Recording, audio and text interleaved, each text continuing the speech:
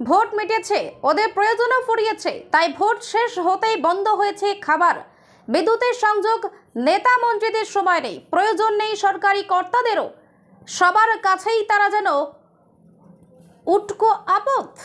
তাই কাঠফাটা গরমে গনগনে ত্রিপলের নিচেই ছেলে মেয়ে নিয়ে দিন পার করছেন তারা। বিস্তারিত সবার কাছেই তারা যেন উটকো আপদ। তাই কাঠফাটা গরমের গনগনে ত্রিপলের নিচেই ছেলে মেয়ে নিয়ে দিন পার করছেন তারা। এই মানুষগুলো রতুয়া ১ নম্বর ব্লকের মহানন্দটলা গ্রাম পঞ্চায়েতের বলরামপুর বাঁধ সংলগ্ন এলাকার বাসিন্দা। গত ১ মে দুপুর আগুনে ছাই হয়ে গিয়েছিল এখানকার প্রায় ৭০টি পরিবারের সর্বস্ব। আগুন সেদিনেই নিভে গিয়েছে, কিন্তু তার দগদগে ঘা বয়ে নিয়ে বেড়াচ্ছেন ক্ষতিগ্রস্ত পরিবারগুলির লোকজন। সেদিন চোখের সামনে ছাই হতে দেখেছিলেন ঘরের যাবতীয় কিছু। জীবন্ত পুড়ে মারা যেতে দেখেছিলেন ৭১ বছরের বীণাপানি মণ্ডলকে।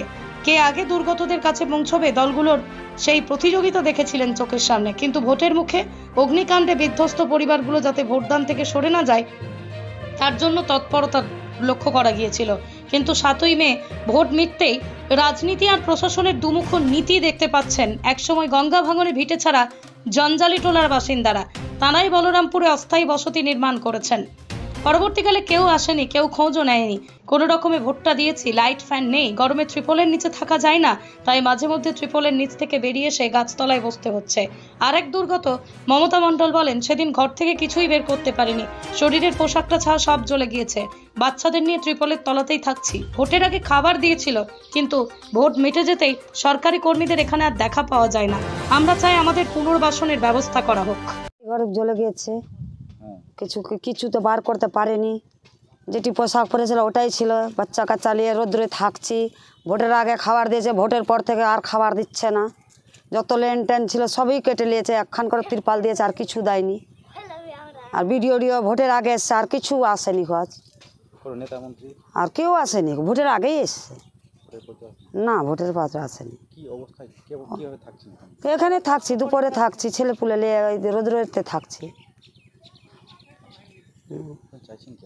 আমাদের তো বলছি কি আমাদের কোনো অবস্থা ঠিক নাই, তো অবস্থাটা ভালো করে দিলে তো ভালো হবে। হ্যাঁ, জমি দিলে, ঘর করে দিলে অবস্থা ভালো থাকবে। অসুবিধা, খুবই অসুবিধা আমাদের, অন্ধকারে থাকছি বাচ্চা কাচ্চা নিয়ে। বিদ্যুতের ব্যবস্থা তো করেছিল, লাইনের ব্যবস্থা তো করেছিল, তো লাইন নিয়ে এসছে ভোটের পর থেকে, ভোটের দিন থেকে আবার খুলে নিয়ে চলে গেছে, আবার কিছু দেয়নি আমাদের। বললাম তো বলছে কি আমাদের কোনো নেই এখানে লেন দেওয়ার, সবই নিয়ে চলে গেছে। আপনার নাম? মমতা মণ্ডল। হ্যাঁ, বাড়ি এই বালপুর বাদে তিল্লোচনটলা বল। আমরা ছিলাম জঞ্জালটোলা বাসিন্দা। আমরা গঙ্গা ভাঙনে আমরা এসেছিলাম এখানে 12 বছর আগে, এসে আমরা এখানে বসবাস করতাম। করতে করতে এই যে আমাদের 1 তারিখে আমাদের ঘর বাড়ি পুড়ে যায়। তো আমাদের ওই যে এমএলএ নেতারা এসেছিলো, আপনার ওই যে প্রধানরাও এসেছিলো, এসে বলেছে যে আমরা কোনো সহযোগিতা করব। কিন্তু খাবার দিয়েছিল, তিরপালও দিয়েছে, আমাদের এই যে লাইটও দিয়েছিল। কিন্তু ইলেকশনের পর থেকে তারপর খাওয়া দাওয়া বন্ধ আছে, এবার লাইটটাও কেটে দেওয়া হয়েছে। কিন্তু এখন এই যে তিরপালের তলেই আমরা বসবাস করছি। কিন্তু আমরা যদি এইরকম চাংড়া বাচ্চা নিয়ে তিরপালের তলে বাস করি, আমাদের কিছু নেই, টাকা নেই, পয়সা নেই, কিছু নেই, আমরা কীভাবে কী করবো? ওই জন্য আমরা কিছু করতে পারছি না, ওই জন্য আমরা তিরপালের তলে বসবাস করছি। কিন্তু সরকার যদি আমাদের সাহায্য করে, স্যার আমরা কিছু চাই না, জমি জায়গা একটু দিলেই আমরা খেটে খুঁটে একটা কোনোরকম ঘর তৈরি করে আমরা তো বসবাস করতে পারবো স্যার, এটাই চাই, এছাড়া আমরা কিচ্ছু চাই না। আমার নাম গোকুল মণ্ডল, জঞ্জালিটোলা। এখন বাদে বাস করতাম, সব চলে গেছে বলরামপুর বাদে, শুধু এই তিরপালের তলে বাস করছি। আমাদের এখন কোনো অর্থহারা হয়ে আছে, আমরা তিরপালের তলে বসবাস করছি। আমার পাংখা কিছু নাই, না লাইট কাটা গেছে, ভোটের পরের দিন সব কেটে চলে গেছে।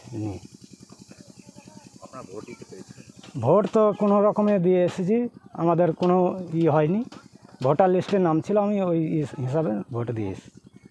যখন ঘটনা ঘটেছিল তখন তো বিভিন্ন দলের নেতারা এসেছিল সেই সময়? হ্যাঁ এসেছিল, তারপরে আসেনি, না কোনো খোঁজ খবর নাই, প্রশাসনের না কেউ আসেনি। খাওয়া দাওয়া ভোটের আগে যে দিচ্ছিল সেইগুলো দিছিল, এখন কোনো খাওয়া দাওয়ারই নাই। এখন তিরপাল নিচে তো গরম কি করে থাকে? এই তো কখনো তেরপালের ভিতরে যাচ্ছি, কখনো এখানে আসি। লাইট পাংখা সব আমাদের জ্বলে গেছে, আমাদের মিটার যে ছিল ওগুলো জ্বলে গেছে। আমরা লাইট কি নিয়ে দেওয়া হয়েছিল আপনাদের? লাইট ওখানেই আর লাইট লাগানোর ব্যবস্থা করা হয়েছে সব খুলে চলে গেছে। ভোটের পরদিন? হ্যাঁ, ভোটের পরের দিন সব খুলে নিয়ে চলে গেছে। এখন চাইছেন কি? আমরা চাইছি যে আমাদের লাইটের জোগাড় করে দেন, আমাদের একটু যাতে যে ঠান্ডা থাকি, দিনভর যেমনই থাকি, রাত্রে তো একটু ঘুমাবো ভালো করে। এই তিরপালের নিচে তো দুপুরে থাকা মুশকিল তো। থাকা যাচ্ছে না তো, এই তো গাছের তলে আসছি, কখন তিরপালের তলে যেয়ে বসছি, কখনো কোনখানে যাচ্ছি, এই করে ভেটকে বাড়াচ্ছি। খাওয়া দাওয়া বাড়িতে যে চালগুলো দিয়েছে দিদি, বোন, ভাই, বন্ধু যে দিয়েছে ওগুলো এখন রান্না করে খাচ্ছি। আপনার নাম? সুকুমার মণ্ডল। বাড়ি? বাড়ি জঞ্জালতলা ছিল, এখন বলরামপুর বাদে আছে।